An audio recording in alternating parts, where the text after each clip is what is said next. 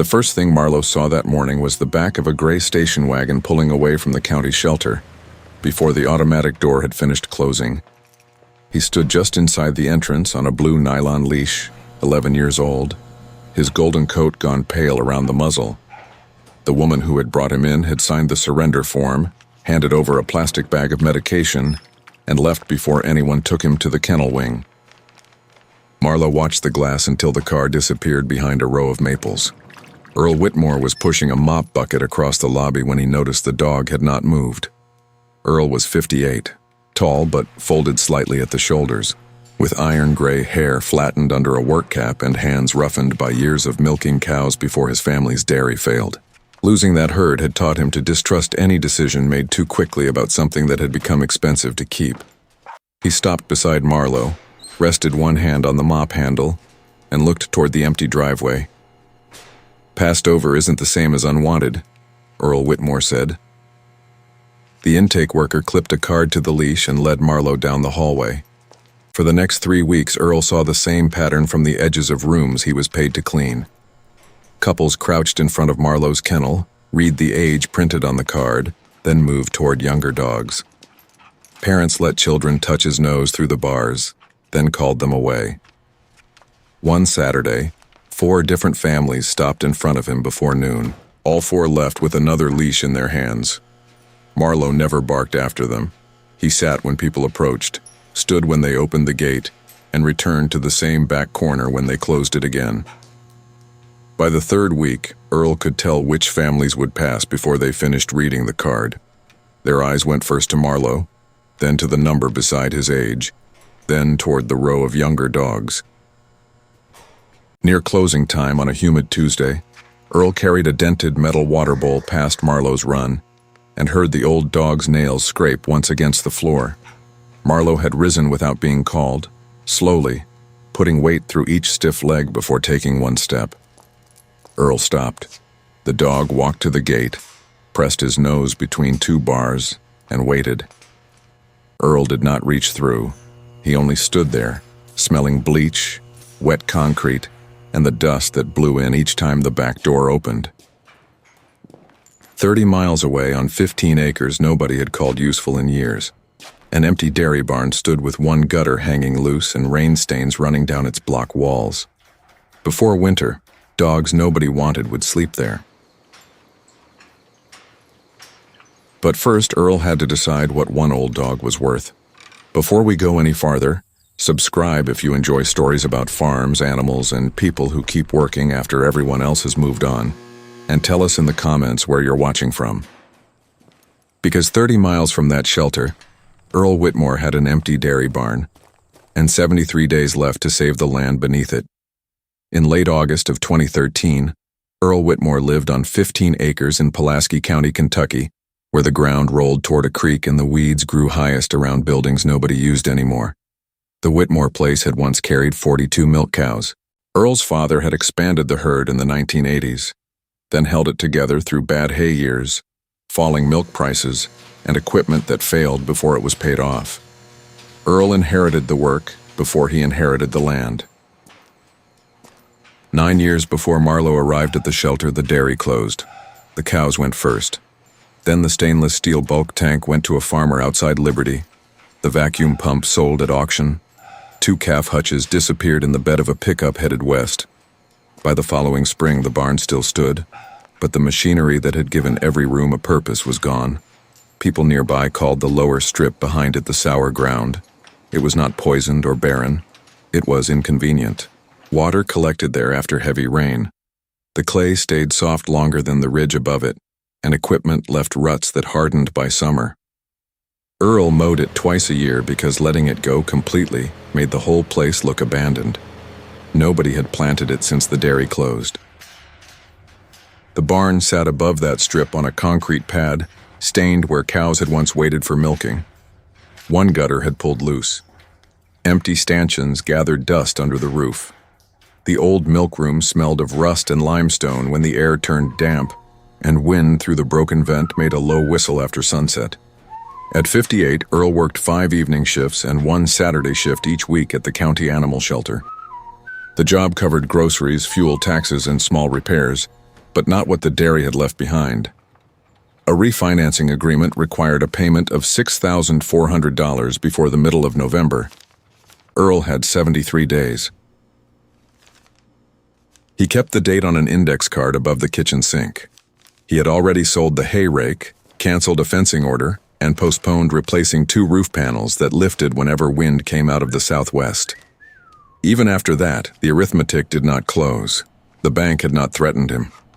Samuel Treadway, the loan officer, was 61, broad through the chest, with silver hair clipped close and a habit of folding his reading glasses before saying anything difficult. His father had lost a tobacco farm after borrowing against 2 bad harvests, and Samuel preferred numbers to warnings. He showed Earl the payment schedule, tapped the November line once, and said, "73 days gives you time, Earl Whitmore.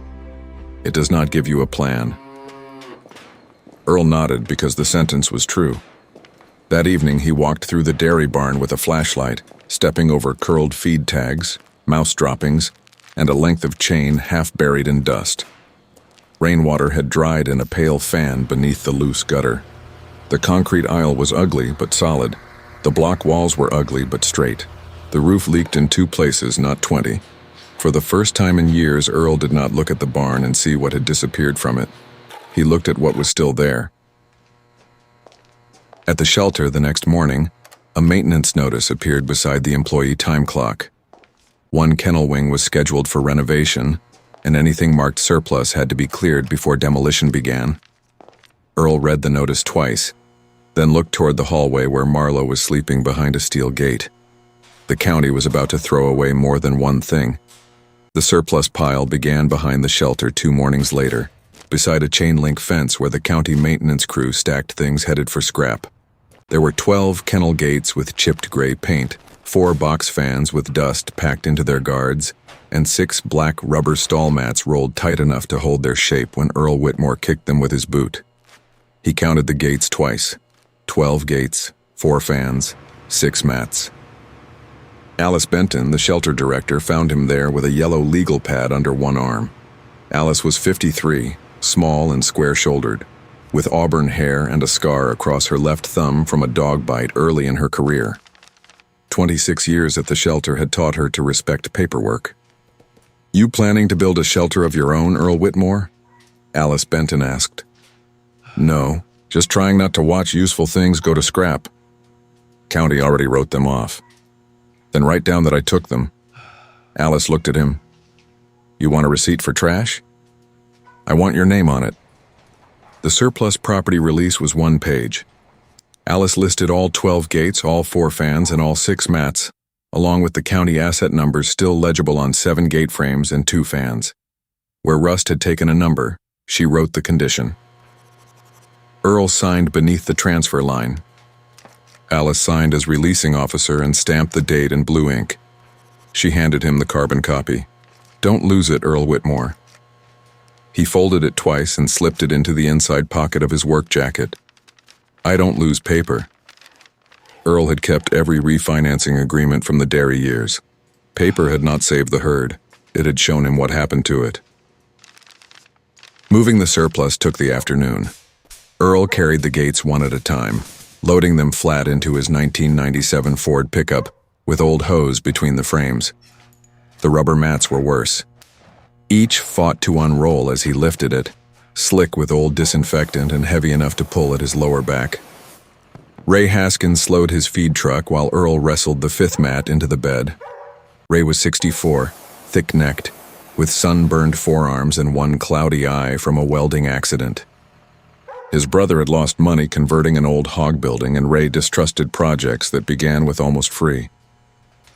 "What are you building with county leftovers, Earl Whitmore?" "Don't know yet." Ray laughed once.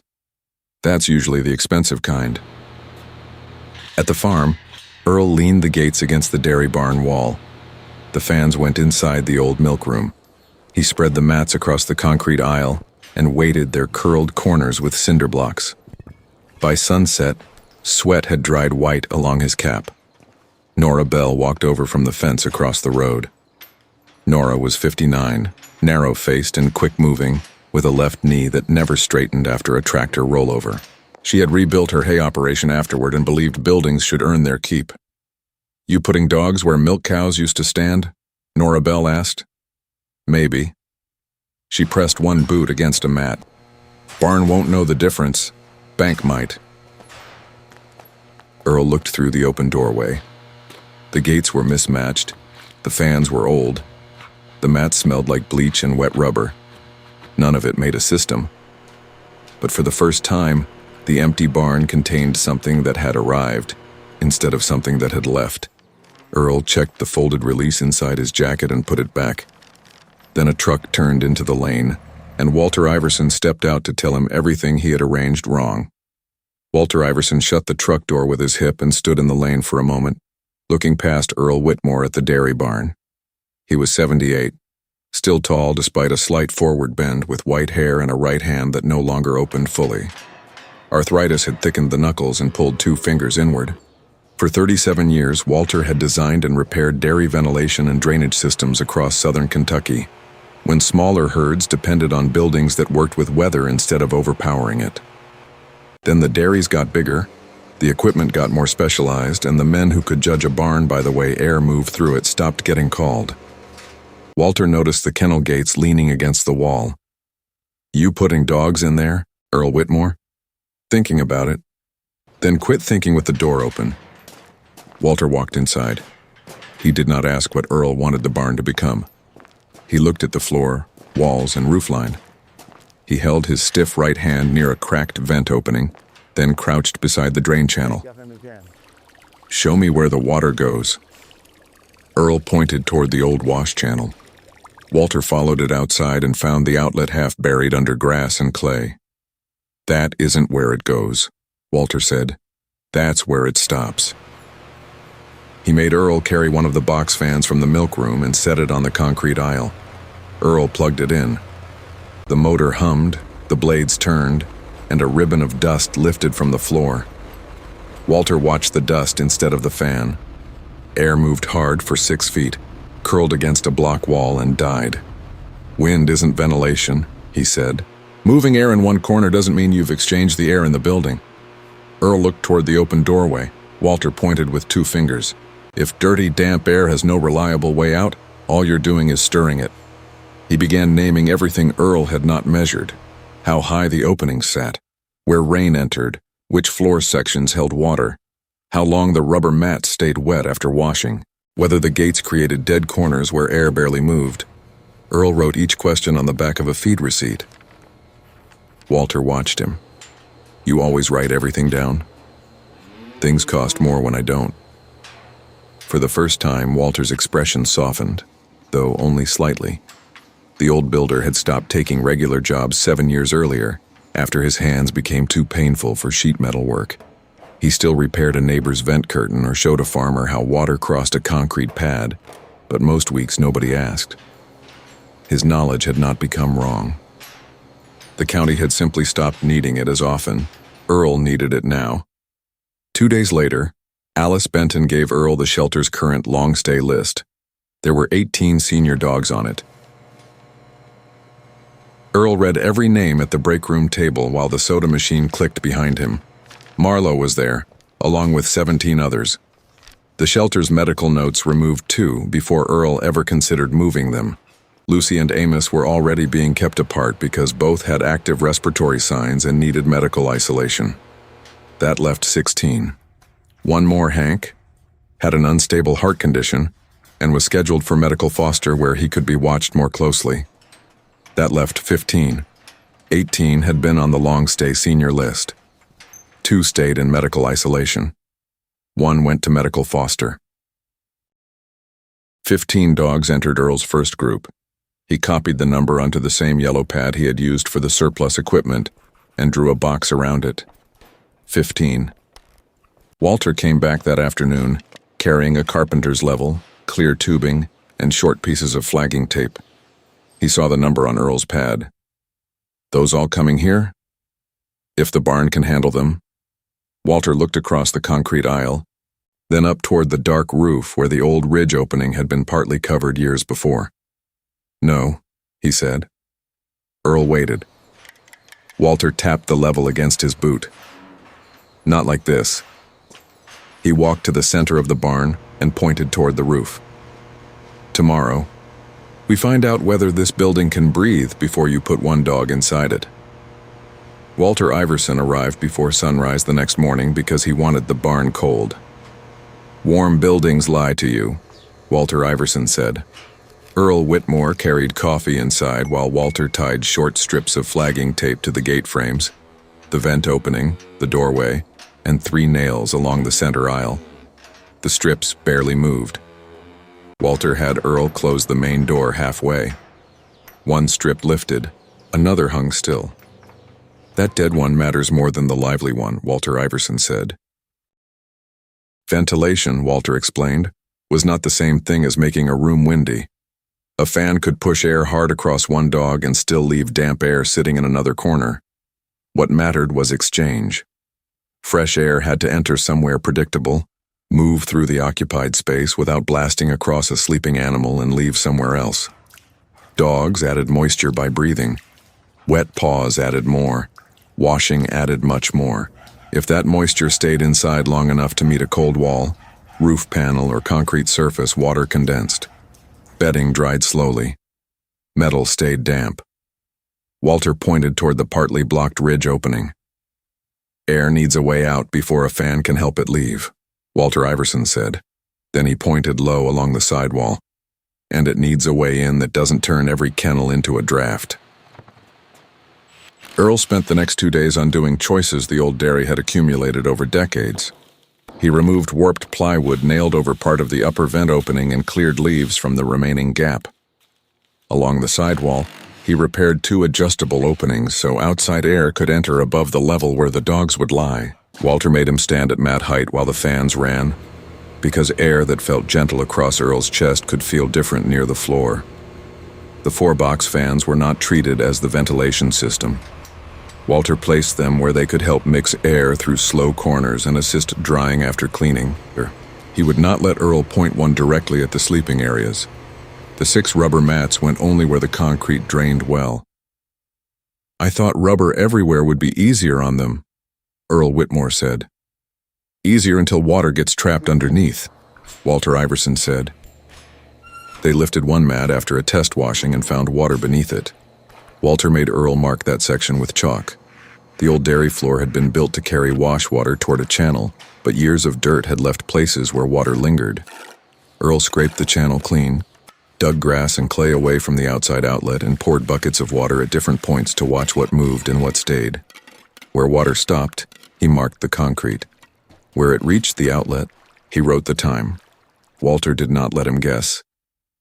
The former milkroom became the cleaning and supply area. Dirty bowls and used bedding entered there.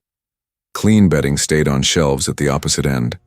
The kennel gates formed separate resting bays along the driest wall, with wider gaps at 2 points so Earl could move animals without forcing them nose to nose in a narrow aisle.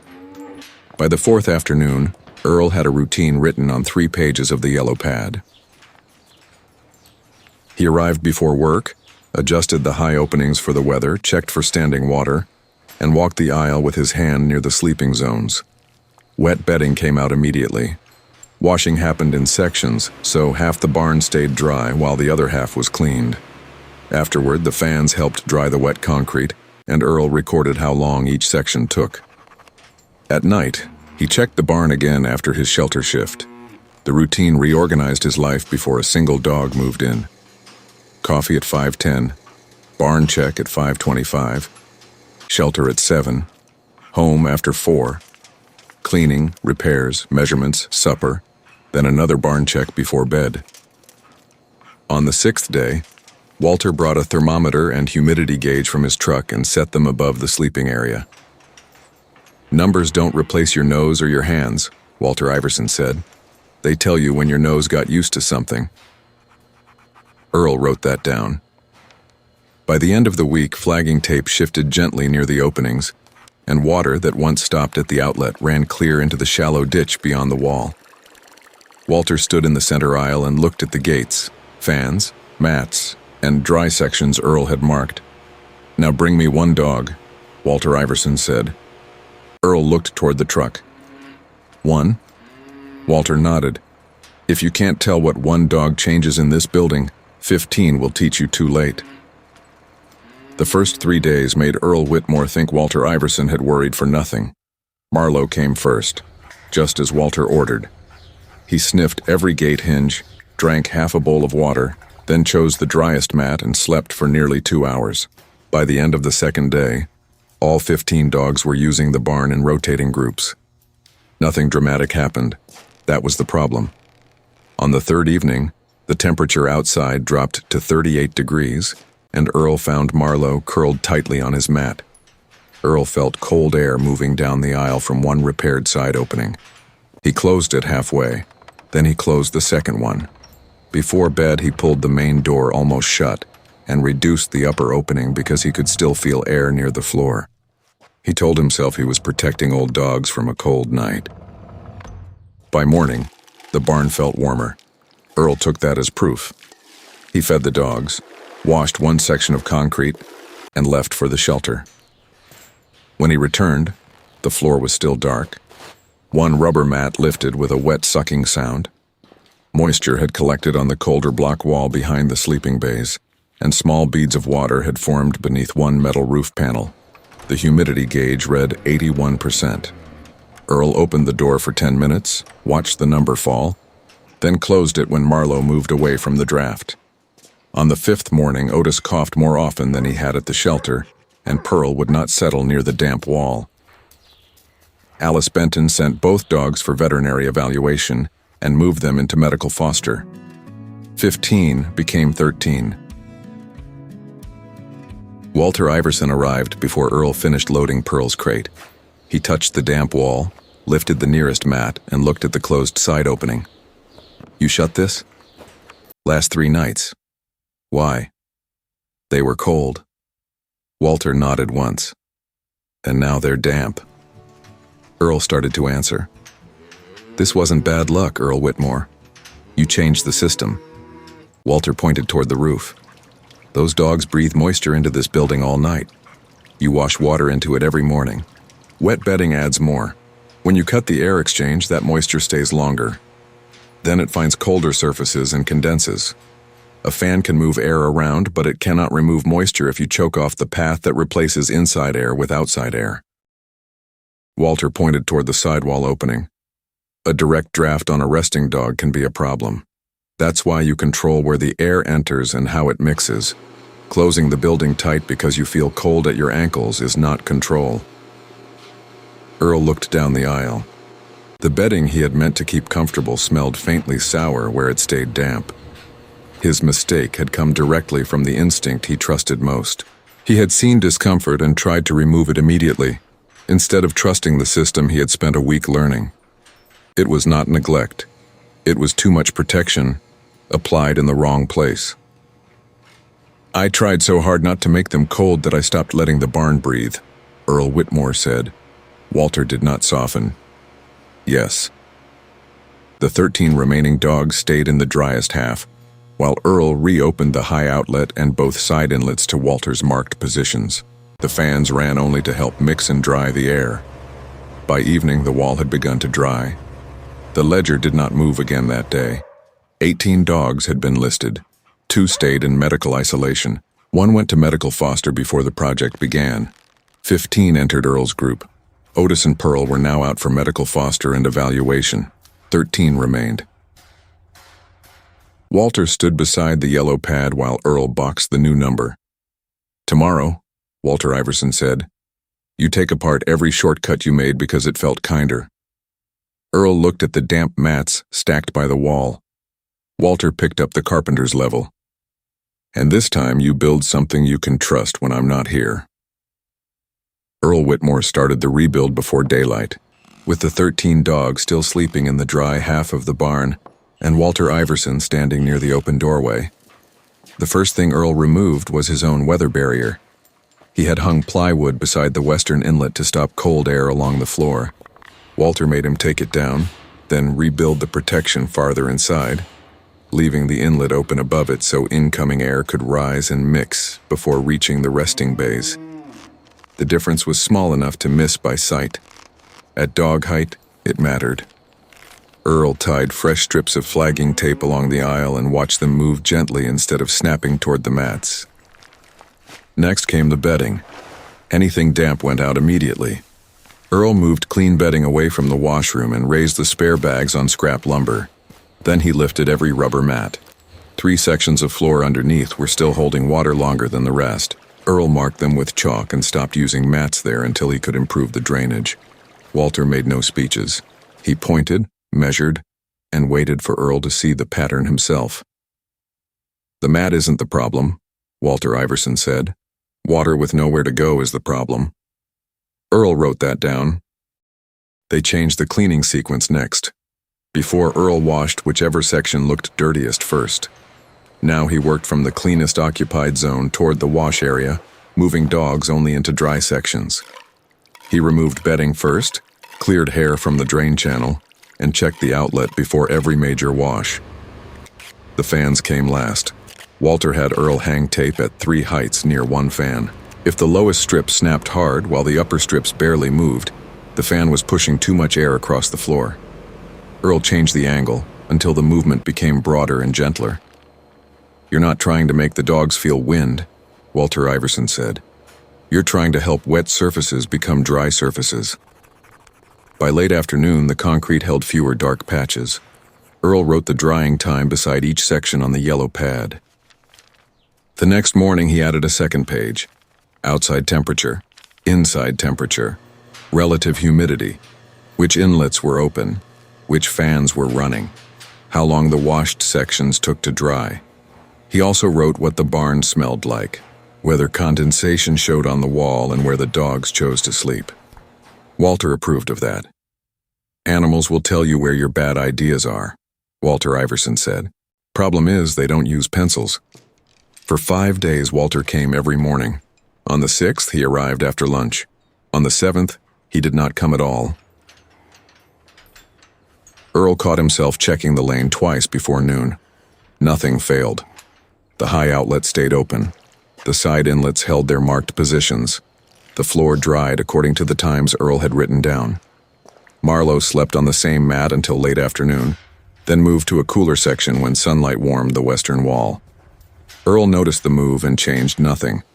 That was harder than it sounded. His instinct still told him to adjust something whenever an old dog looked uncomfortable. Walter had taught him that a system could not depend on reacting to the last thing he saw. By the end of the second week, Walter visited only twice. He stood at the barn door on Thursday morning while Earl checked the drainage outlet without being told. "You know why I'm not coming every day now?" Walter Iverson asked. Earl kept scraping hair from the grate. "Hands hurt?" "They always hurt." Walter waited until Earl looked up. "If this place only works when I'm standing in it, then I haven't taught you anything." Earl looked toward the resting bays. 13 dogs remained in the group. That number held. Otis and Pearl were still in medical foster. Earl wrote 13 at the top of the new page and left it there. That evening, the temperature dropped again. Earl checked the inlets, checked the humidity, and left the system alone. Near 1:40 in the morning, he woke to a sound from the barn he had never heard before. Not barking, not whining. One slow scrape of nails across dry concrete, followed by another. Earl Whitmore was awake before he understood why. The farmhouse was dark except for the green stove clock. 1:40 in the morning. The wind had dropped, and the property was still.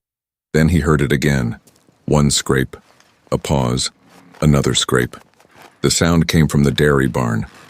Earl pulled on his boots without tying them, crossed the yard in his work shirt, and opened the barn door just wide enough to slip through. He did not turn on the overhead lights. A small bulb above the washroom cast a yellow strip across the aisle. Most of the dogs slept. Marlowe was awake. The old golden retriever stood beside his mat. Earl did not move. Marlowe had been slow to rise since the day he arrived at the shelter. He usually rocked forward, stopped, shifted his weight, and tried again. Some mornings, he lowered himself back down. This time, Marlowe stood without the second attempt. He took one step into the aisle, then another. His nails made the same dry scrape Earl had heard from the house. Earl's first instinct was to cross the floor and put a hand under Marlowe's chest. He stopped himself. Walter Iverson had given him one rule about old dogs who were uncertain on their feet. Do not turn help into pressure. If Marlowe chose to stand, Earl could keep the floor dry, remove obstacles, give him traction, and stay close. What he could not do was pull him forward or keep him moving after Marlowe chose to stop. The distinction looked small from across a barn. To the dog, it was the whole decision. Earl stayed beside the gate. Marlowe crossed 8 feet of aisle. At the first rubber mat, he stopped and looked toward Earl. Earl lowered one hand but did not call him. Marlowe took 3 more steps. Then he turned slowly and walked back to his sleeping bay. Earl remained where he was until the dog lowered himself onto the bedding. It was not a breakthrough Earl could prove with a photograph. It was attention. The barn had not made Marlowe young. His muzzle was still white, and his joints were still stiff. But for the first time, Earl had watched him choose movement when nobody had opened a kennel gate, shaken a food bowl, or called his name. He went to the yellow pad and wrote down the time, 1:42 in the morning. Then he wrote the floor condition, dry, then the temperature, 46 degrees inside the barn. He left one more line beneath it. Marlowe rose without assistance. In the morning, Walter Iverson arrived after Earl had already finished feeding. Earl handed him the pad. Walter read the line once. You touch him? No. You call him? No. Walter nodded. Good. That was all. Earl expected more, but Walter walked to the nearest inlet, checked the flagging tape, and moved on. The number in the group stayed at 13. For 4 mornings, Earl watched without changing the routine. Twice, Marlowe stayed on his bed until breakfast. Once he stood and turned in place. On the 4th, he crossed the aisle again. Earl wrote down each one. By Saturday, Alice Benton had scheduled a small adoption day at the farm, because several families had asked to meet the senior dogs somewhere quieter than the shelter. Earl spent Friday evening checking every gate latch and setting clean water bowls in place. Before leaving, Walter looked at Marlowe sleeping beside the wall. Tomorrow, don't show them what you want them to see, Walter Iverson said. Earl looked at him. Then what do I show them? Walter opened the barn door. What the dogs choose. Saturday morning came clear and cool, with sunlight lying across the dairy barn floor in long rectangles between the open doors. Alice Benton arrived before 9 with folding chairs, adoption forms, and 2 shelter volunteers. Earl Whitmore had checked the drain, wiped every water bowl, and walked the aisle twice. By 10, 3 families were standing near the gates. Earl did what Walter Iverson had told him. He answered questions, opened gates when Alice asked, and let each animal decide whether to approach. Daisy chose first. She walked directly to Margaret Cole, 66, a retired school teacher in a red canvas jacket. Margaret had lost her husband the previous winter and wanted a dog that would not mind a quiet house. Daisy leaned against her knee. Margaret filled out the form. 2 hours later, Copper left with a couple from Somerset. Benny went with a mechanic who had owned old hounds all his life. June found a permanent foster. Marlowe watched all of it from the 3rd bay. Families stopped in front of him. They read his age. They touched his head. They moved on. By 3 in the afternoon, the barn had gone quiet again. 7 dogs had firm adoption commitments or approved foster placements. The others settled back onto their bedding while Alice stacked unused forms. Marlowe still had no name written beside his. Earl stood near the washroom with a broom in one hand. He did not look disappointed. He swept. That was how Alice knew he was. You going to close his gate? Alice Benton asked. Earl looked toward Marlowe. The gate was already open. Marlowe was lying with his head between his paws, watching the aisle. Earl set the broom against the wall. Nobody called the dog. Nobody shook a treat bag. Nobody touched the leash hanging beside the gate. Marlowe rose. He did it slowly, but without rocking back down. One front paw reached the dry concrete, then the other. He crossed the first rubber mat, past the empty chair where Margaret Cole had filled out Daisy's paperwork and continued toward the center aisle. Alice stopped moving. Earl did not. He stayed where he was. Marlowe walked past him at first. Then the old Golden turned. He came back 3 steps, lowered himself beside Earl's work boots, and rested one shoulder against Earl's shin. Earl looked down. The dog's eyes were half closed. "All right, Marlowe," Earl Whitmore said. Alice waited. "You filling out a form?"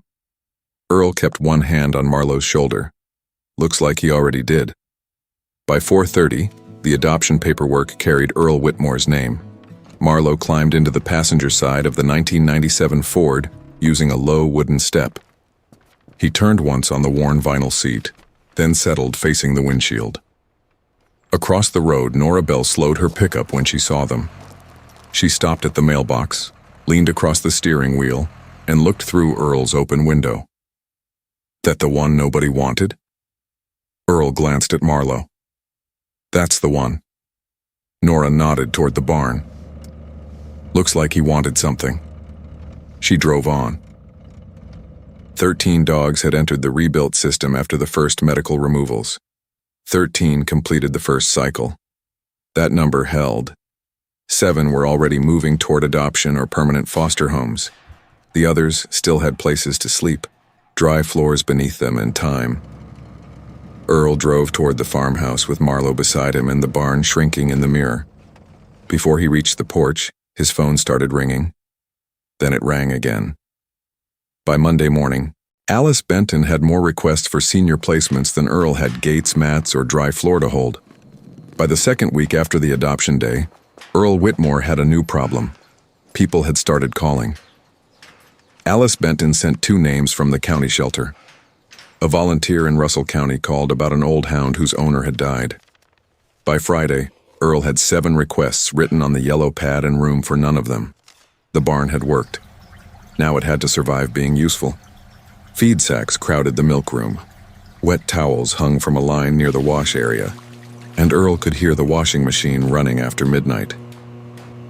More dogs meant more bedding, more laundry, and more water across the floor.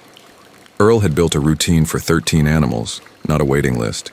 He started measuring what the work consumed. A normal morning cleaning used 22 gallons of water.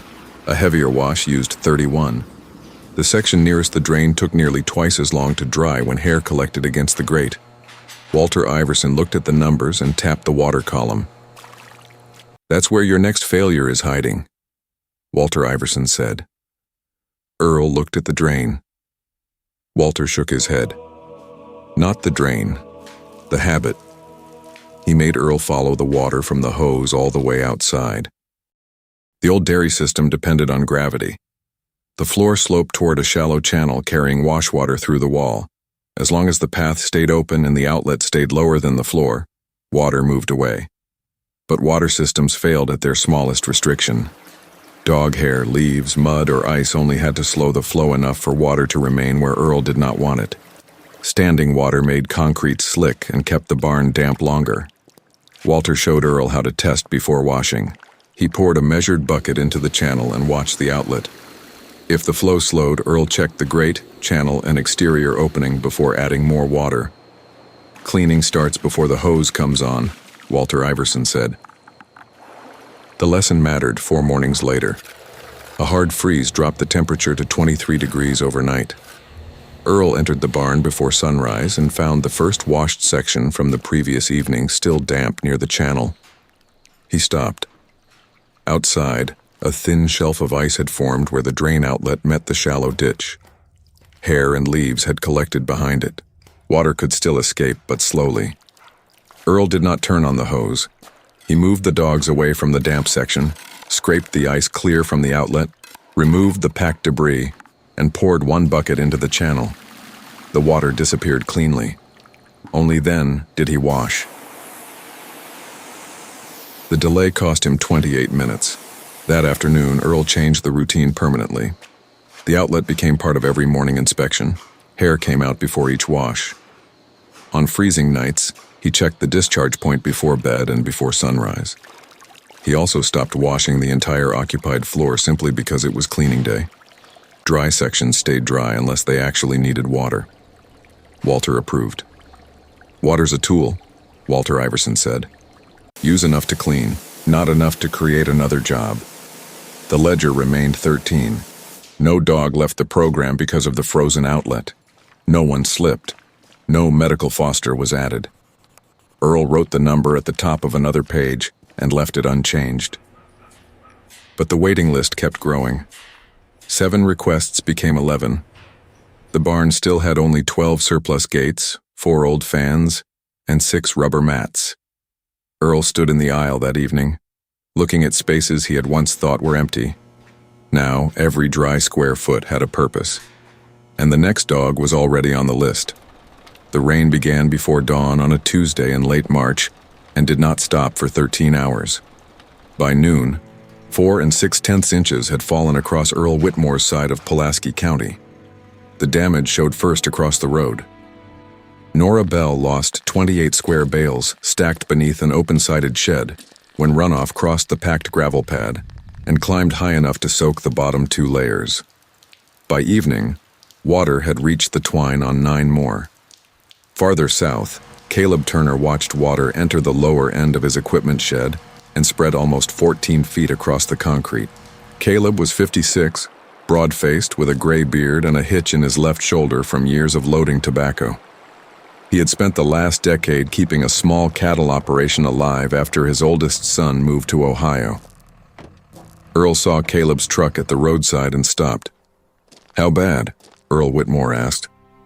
"Bad enough I quit counting at 14 feet, Caleb Turner said. Only then did Earl drive back toward his own barn. Water ran brown along both sides of the lane. The sour ground behind the dairy had become shallow runoff, and the ditch beyond the old drain outlet carried leaves and sticks downhill. Earl parked uphill and walked the last 100 feet. The barn floor was dry. Not dry by luck. Walter Iverson had made him deal with water before it reached the building. The repaired western gutter caught runoff that once dropped beside the foundation. Earl had extended the downspout away from the wall and laid the outlet onto stone so water could spread without cutting back toward the barn. The ground beside the wall mattered too. Walter had made Earl shave down one high spot, build up another, and keep a shallow swale open so surface water moved past the barn instead of collecting against it. "Water follows the easiest path you give it," Walter Iverson had said. "Make sure that path is away from your floor." The principle was simple. Roof water had to be collected before it hammered the soil beside the foundation. Downspouts had to discharge far enough away that water did not circle back, and the drain outlet had to remain open even while the ditch beyond it filled. Inside, the resting bays sat on the higher side of the old dairy floor, while cleaning water still moved toward the channel. Earl checked the exterior outlet first. It was flowing. Then he checked the western wall. No seepage. Then he lifted the corner of the nearest rubber mat. Dry concrete underneath. Marlowe lay on his side 10 feet away, asleep through the sound of rain hammering the metal roof. Earl stood there longer than he needed to. Across the road, Nora Bell was still moving wet hay. At Caleb Turner's place, a shovel scraped against gravel. Earl's barn was older than both buildings that had taken water. It stayed dry because every path the rain might follow had been given somewhere else to go. By late afternoon, the rainfall eased. The ledger stayed at 13. No dog moved out. No bedding was lost. No medical foster was added. Walter arrived the next morning, stepped over the wet ditch, and looked at the dry aisle without smiling. "How much water in the barn?" Walter Iverson asked. "None." Walter nodded toward the road where tire tracks still cut through standing water. "Then somebody's going to notice." They did. 3 days later, a black sport utility vehicle stopped at the end of Earl's lane. The man inside did not come to adopt a dog. Martin Kessler came back the next afternoon in a pressed blue shirt and work boots too clean for the mud around Earl Whitmore's lane. He was 54, broad through the shoulders with close-cropped black hair turning gray above the ears, and a habit of checking his watch before other people finished talking. His father had lost a small boarding kennel after a municipal contract went to a larger company. Martin had been 23 when the bank took the property. He spent the next 30 years making sure scale could never be used against him again. By then, Martin managed boarding, transport, and animal care contracts through a regional company. He did not insult the barn, he admired it. "You've done this cheaper than I could have," Martin Kessler said. Earl Whitmore stood beside the open barn door. "Wasn't trying to beat your price." "I know." Martin walked the aisle, looking at the gates, dry floor, and yellow pad near the washroom. Then he made the first offer. $13,000 for the equipment, the operating setup, Earl's contact list, and the right to move future senior dog placements through Martin's company. Earl had $11,780 documented in repairs, supplies, fuel, veterinary transport, bedding, and improvements. Martin's offer put $1,220 above that number. He said it as if the arithmetic should settle everything. "You get your money back plus something for your time," Martin Kessler said. "I get a system I can expand." Earl looked toward Marlowe, asleep near the wall. "And the dogs?" "Same work, bigger network." Martin believed that. His company had trucks, purchasing agreements, staff, and contracts Earl did not have. To Martin, buying Earl out looked like preventing a fragile project from collapsing under its own success. Earl shook his head. "No." Martin waited. "You're 73 days from a bank deadline." "Not anymore." Earl had already made the payment. Martin looked at him for a moment, then nodded once. "Then I misread the pressure." He left without arguing. The second move arrived 11 days later in a certified letter. Martin's company had reviewed photographs from the barn and questioned whether the 12 kennel gates, 4 box fans, and 6 rubber mats had ever been legally transferred out of county ownership. If the equipment remained county property, the letter argued, Earl could not use it as the base of an independent placement operation. Earl read the page twice at his kitchen table. Then he opened the metal file box beneath the sink. The surplus property release was exactly where he had put it. Alice Benton's blue signature was still visible. So was Earl's. The 12 gates, 4 fans, and 6 mats were all listed.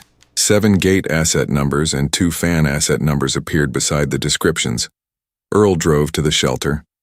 Alice read Martin's letter, pulled the county copy of the same release, and placed both pages side by side.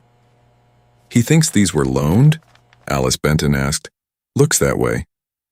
They weren't. Alice sent the release through the shelter office. 2 days later, Martin's company received written confirmation that the listed items had been released through the county's disposal process. The claim stopped there. Martin did not call Earl to complain. He changed the problem. Within 3 weeks, 2 shelters told Alice they could no longer send dogs outside providers approved under Martin's regional service agreements. A veterinary supplier ended Earl's bulk discount. A transport service stopped returning his calls. Nothing in those decisions closed the dairy barn. They closed the roads leading to it. Martin called once, late on a Thursday. "I offered you a way inside the network," Martin Kessler said. Earl held the phone against his ear and watched Marlowe cross the kitchen toward his water bowl. "You offered to own it." "I offered to make it durable." Earl said nothing. Martin's voice stayed calm. "You built something that depends on favors." Earl Whitmore. Favors disappear when somebody has to account for the risk. There was logic in it. That made the silence afterward heavier. By Friday, Earl still had 13 dogs accounted for from the first cycle, and 11 names waiting. But the channels bringing discounts, referrals, transport, and veterinary coordination were narrowing around him. Walter Iverson came by that evening and found Earl at the workbench with 4 invoices, 2 rejection letters, and the yellow pad spread in front of him. Walter looked at the papers. "Building still work?" "Yes." "Dogs still dry?" "Yes." Walter nodded toward the phone. "Then the part that broke isn't in the barn." Earl looked down at the waiting list. For the first time since Marlowe walked into the aisle at 1:42 in the morning, the next thing Earl needed to build had no walls. Earl Whitmore started with the people Martin Kessler could not control. The first was Mara Jenkins at Jenkins Feed and Farm Supply, 8 miles from Earl's place, where dog food shared floor space with mineral blocks and fence staples. Mara was 47, strong through the wrists, with dark hair tied back and a pencil over one ear. 3 years earlier, a rescue group had left her with $2,740 unpaid. Since then, every good cause paid at the counter. Earl carried his yellow pad inside. "I need wholesale quantities," Earl Whitmore said. "Then you need wholesale money," Mara Jenkins said. "I can pay cash." "That helps." He showed her 12 weeks of food use, bedding costs, cleaning supplies, and dogs actually placed. Mara read every page. "You track pounds per dog?" "By week." "Why?" "So I know whether a cheap bag is actually cheaper." That interested her. A lower sticker price meant little if the dogs needed more of the food or wasted more of it. Earl compared cost by usable amount over time, not by the number on the shelf. Mara tapped one column. "You keep paying when you pick it up, and I can order this by the pallet instead of the bag. How much difference?" She wrote the figure on his pad. It was enough to matter. The next problem was placement. Earl stopped waiting for referrals to arrive through one organization. Margaret Cole spoke to people at church. Nora Bell mentioned the barn at a livestock auction. Caleb Turner told a cousin in another county that Earl kept records and answered his phone. The network grew sideways. One family knew another. One feed store customer knew a widow who had been eating supper alone for 11 months. Her name was Linda Carver. Linda was 68, short, with silver hair pinned back and hands swollen from years of factory sewing. Her husband had died the previous spring and their last dog 6 months before him. She wanted a senior dog because, as she told Earl, "I don't need one that thinks 5 miles is a warm-up." The normal adoption fee was $175.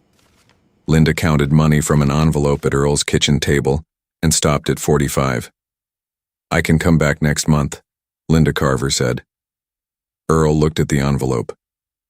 "$45 covers what I need covered on this one." Linda frowned. "You don't have to do that." "I know. I'm doing it anyway." He did not make every fee $45. Families who could pay the full $175 paid it. Approved permanent fosters sometimes covered food instead. Hardship placements stayed close to direct administrative cost when Earl could absorb the difference. He wrote every exception down. Earl treated lower fees the way Walter had taught him to treat water. He decided where the loss could go before he opened the valve.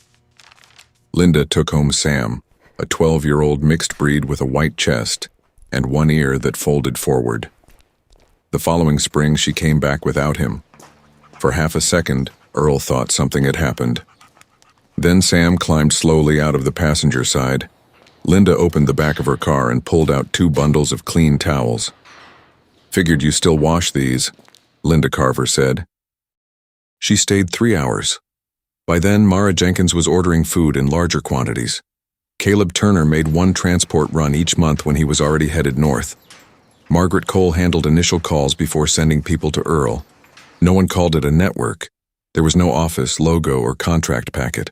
There were names in Earl's yellow pad, each with a phone number, a price, a promise kept, or a favor returned. The ledger from the first cycle still held at 13, but a second ledger had begun beside it. Not dogs. People. At the end of April, Earl counted 11 names he could call without asking Martin Kessler for permission. Walter Iverson looked at the page, then at the barn. "Keep that one safe," Walter Iverson said. Earl thought he meant the phone numbers. Walter shook his head and tapped the notebook itself. "That book is worth more than those gates now." Earl looked down at years of blank pages still remaining. He did not yet understand how much Walter meant by that. By the first week of June, Earl Whitmore had enough receipts to close the first cycle without guessing. He spread them across the kitchen table beside the yellow pad, moving each paper into a separate pile while Marlowe slept under the chair. The 13 dogs from the rebuilt barn had all reached stable placements. 7 had been adopted. 4 had gone into permanent foster arrangements. 2 stayed with Earl. Marlowe was one of them. 7 plus 4 plus 2 made 13. The number matched the one Earl had boxed after Otis and Pearl left for medical foster. Nothing was missing from the arithmetic. Earl wrote the total once, underlined it, and closed that column. Then he opened the money column. The $6,400 property payment had been made before the deadline, using adoption fees, small donations, Earl's shelter wages, and money cut from other farm expenses. The next dollars went back into the building. $860 replaced the worst sections of gutter and added proper downspout extensions. $1,140 repaired roof metal, flashing, and fasteners over the 2 leaking sections. $690 went into drain work, stone, pipe, and the exterior discharge area. $430 bought shelving, storage bins, cleaning tools, and replacement bedding. Earl wrote every figure beside a receipt. There was no large profit at the bottom. That was not what surprised Walter Iverson. What surprised him was the notebook. By then, Earl had filled more than half of the yellow pad and started a second one.